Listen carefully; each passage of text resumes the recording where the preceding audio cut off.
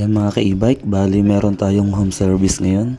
At ang sabi ni customer, pugak-pugak lang daw ang takbo ng e-bike niya o putol-putol. So tingnan natin, alamin natin kung ano yung totoong problema ng e-bike niya. Region ko lang takbo. Oh. Oh. Pero pag atras, ano din siya. Gano'n na nga rin, nagloko na rin. Oh. Sige sa'yo. Yan, kitang-kita nyo naman sa video na naghihingalo yung e-bike niya, no? Tingnan natin kung ano yung totoong problema. Kaya sinubukan natin i-testing ng nakahang, kaya niya. Pero kapag may load na o yung buong bigatan ng e-bike ay hindi niya na kaya. Pag nakasakay,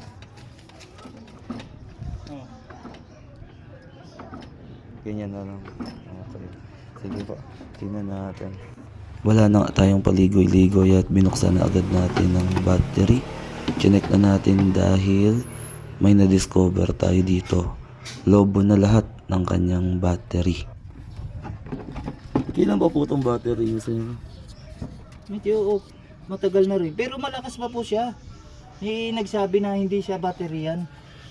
Sabi niya kung may ano man dyan sa battery, nagana pa rin naman daw yan. Kasi alam ko may sira na rin dyan sa battery na yan.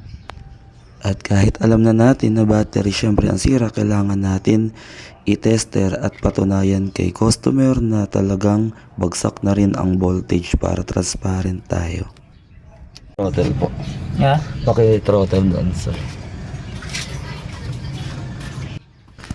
At kitang-kita ng ating ebidensya, no? Pag throttle pa lang, bumagsak na agad yung voltage. Ha? Todo. Todo? At lalo pa namin piniga ang throttle, talagang tuluyan pang bumagsak. Dito pa lang sa punto na to, wala na tayong pag-uusapan.